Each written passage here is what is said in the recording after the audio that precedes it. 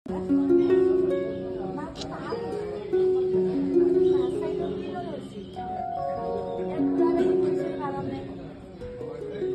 ইয়াত পুষ্পাঞ্জলি অৰ্পণৰ কাৰ্যসূচী অব্যাহত থাকিব।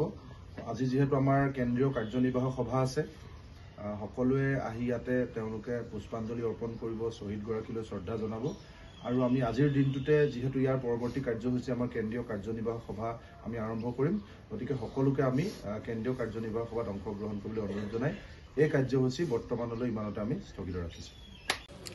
2014 চনৰ আজিৰ এই দিনটোতে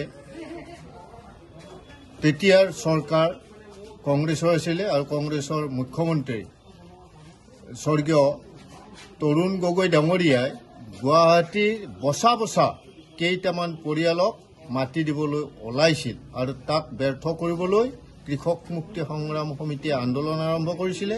আৰু তৰুণ গগৈয়ে দুখীয়া মানুহক মাটি নিদি পুঁজিপতি ধনিক শ্ৰেণীক যেতিয়া মাটি দিয়াৰ ব্যৱস্থা কৰিছিল, প্ৰণৱ বড়োৰ ভূমিপুত্ৰ এজনে সহ্য কৰিব পৰা নাছিল আৰু শেহতীয়াভাৱে প্ৰথমতে তেওঁ খানাপাৰা 6 মাইলত প্ৰতিবাদ জনাইছিল। তেতিয়া পুলিচৰ CRPFৰ গুলী লাঠিৰ কোব খাই তেওঁ ধৈৰ্য ধৰিব পৰা নাছিল আৰু অৱশেষত তেওঁ নিজকে আত্মবলিদান দি দধিচি মুনিৰ যি ৰূপ, দধিচি মুনিয়ে যেনেকৈ দেৱতাসকলক ৰক্ষাৰ কাৰণে নিজৰ প্ৰাণ ত্যাগ কৰিছিল, ঠিক একে পদ্ধতিৰেই তেওঁ নিজৰ প্ৰাণ ত্যাগ কৰি অসমীয়া জাতিৰ ভূমিৰ অধিকাৰ সাব্যস্ত কৰিছিল। অসমীয়া জাতিৰ কাৰণে, যাতে অসমীয়া জাতি বাচি থাকে, ভাষা বাচি থাকে, সংস্কৃতি বাচি থাকে, তাৰ কাৰণে অসমীয়াৰ হাতত মাটিৰ অধিকাৰ লাগিব আৰু তাৰ কাৰণে নিজকে নিজৰ আত্মবলিদান দি হ'লেও তেওঁ ৰক্ষা কৰিবলৈ চেষ্টা কৰিছিল আৰু কৃতকাৰ্য হৈছিল। তৰুণ গগৈৰ সেইদিনাৰ কাৰ্যসূচী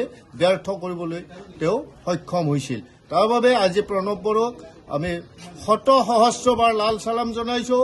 কৃষক মুক্তি সংগ্ৰাম সমিতিৰ প্ৰত্যেকজন সদস্যৰ হৃদয়ত প্ৰণৱ বড়ো জীৱিত হৈ আছে আৰু জীৱিত হৈ থাকিব। যেতিয়ালৈকে প্ৰণৱ বড়োৰ পৰিয়াল তথা অসমৰ প্ৰত্যেকজন ভূমিহীন মানুহে মাটিৰ অধিকাৰ নাপায়, তেতিয়ালৈকে প্ৰণৱ বড়োক আমি চিৰস্মৰণীয় হিচাপে জীয়াই ৰখাৰ লগতে ভৱিষ্যতে তেওঁৰ নাম সোণালী আখৰেৰে লিখা থাকিব। বীৰ শ্বহীদ প্ৰণৱ বড়ো অমৰ হওক। অসমত মাটি সত্ব দাবী কৰি আন্দোলন কৃষক মুক্তি সংগ্ৰাম সমিতি অসমৰ বুকুত প্ৰথম আৰম্ভ কৰিছিলে। 2011 চনৰ পৰা যেতিয়া আন্দোলন তীব্ৰতা লাভ কৰিছিলে, যে এটাই দাবী সন্মুখত ৰাখি কৃষক মুক্তি সংগ্ৰাম সমিতি গোটেই অসম জুৰি যে মাটিৰ অধিকাৰ, যে অসমীয়া মানুহৰ অস্তিত্ব বজাই ৰাখিবলৈ অস্তিত্বৰ স্বাৰ্থত মাটিৰ অধিকাৰ প্ৰথম আৰু প্ৰধান দাবী হ'ব লাগে।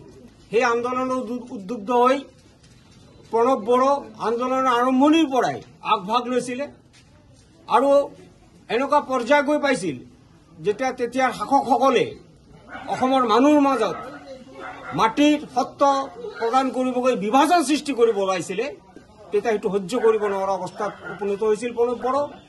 তেওঁ নিজৰ আত্মত্যাগেৰে তেওঁ অসমবাসীক জনাব খুজিছে যে এতিয়াও যদি অসমবাসী পিছ পৰি থাকে, মাটিৰ অধিকাৰ যদি কাঢ়ি নলয়, অসমত অসমীয়া হৈ জীয়াই থাকিব নোৱাৰে অসমবাসী।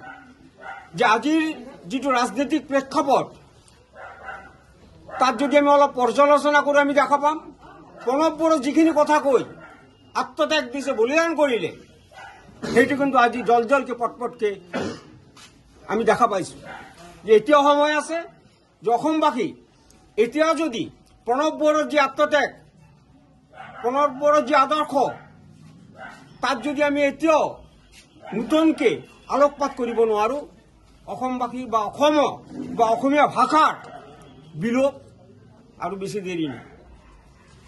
আজিৰ দিনটো কৃষক মুক্তি সংগ্ৰাম সমিতি তেওঁলোকৰ কাৰ্যনিৰ্বাহক পাতিছে।